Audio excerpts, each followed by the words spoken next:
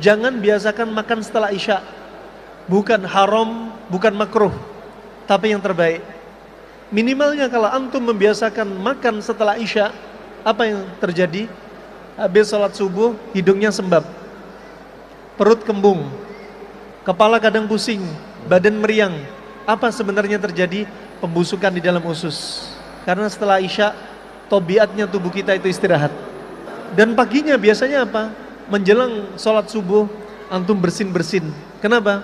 Lembab, dingin sudah numpuk di hidung. Dari mana? Dari pencernaan kita.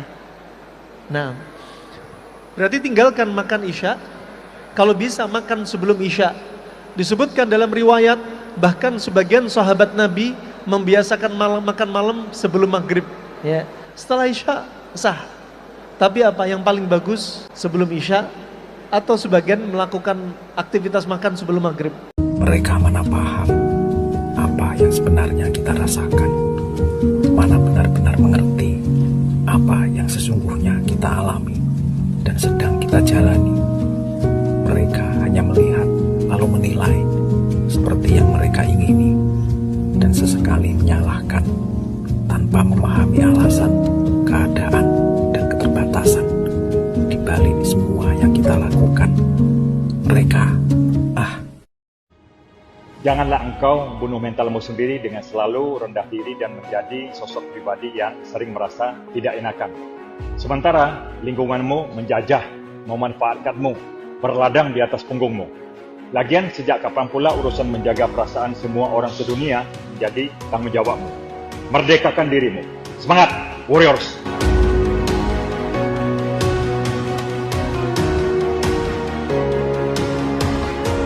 Biasakan anak-anak kita minum air yang sudah dibacakan dalamnya suratul Fatihah. Jangan menunggu kiai, ustaz, habib datang untuk membacakan Al-Fatihah dalam air. Kita sendiri belajar.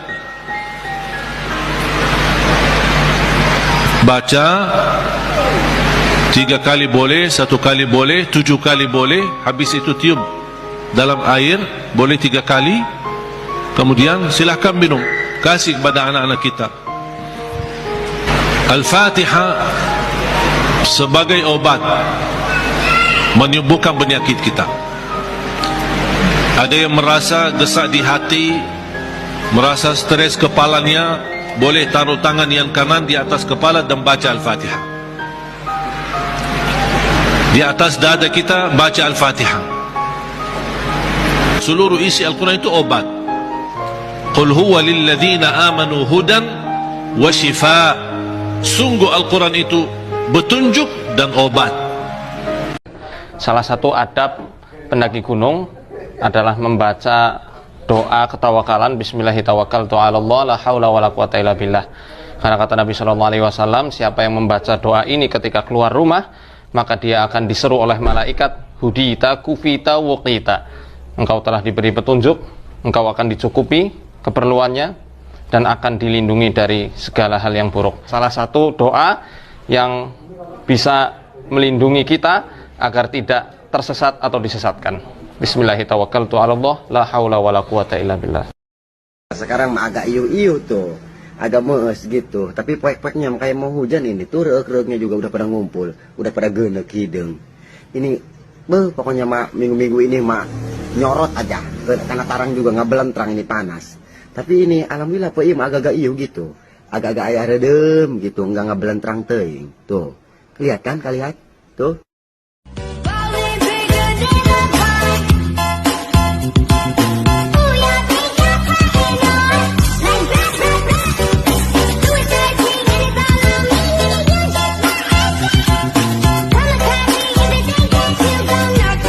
Rata-rata jalma ninggalin ngaji teh nyangkana geus soleh.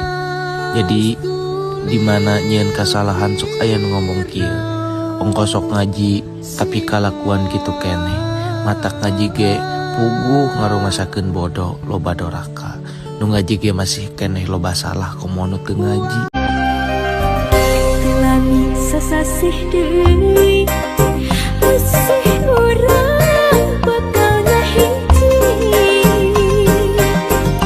boleh dianti-anti bakal nyorang laki rabi.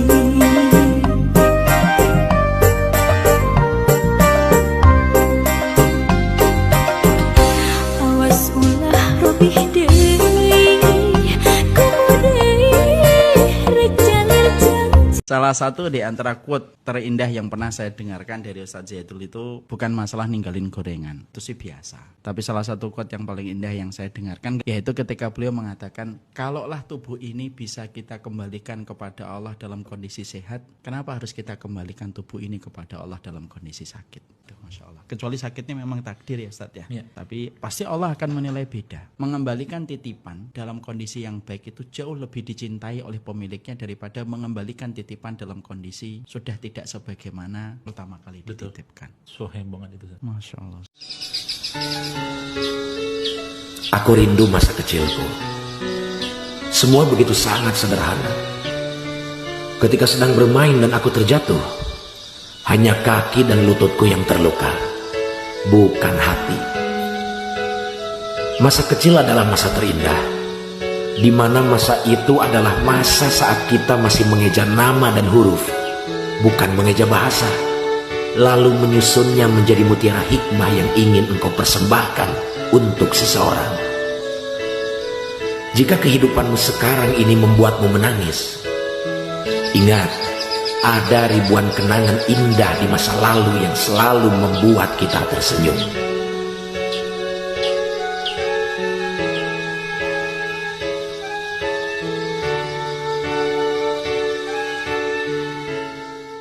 Banyak nggak orang Indonesia yang juga membela Israel? Mudah nggak untuk Allah?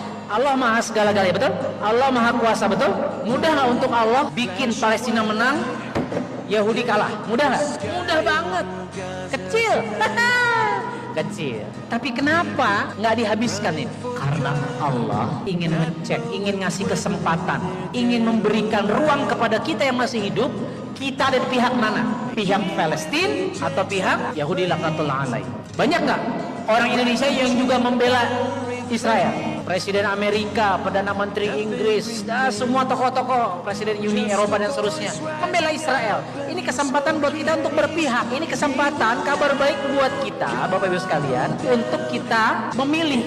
Kita ada di jalannya para mujahid, sehingga nanti kita juga insya Allah syahid, atau kita di jalan memang memilih para laknatullah alaih. Kita pilih yang mana, Bapak Ibu? Kepalkan tangan kanan, acungkan ke atas, takbir, oke? Takbir! Harus semangat ya sekali. Takbir! Gua makan ini.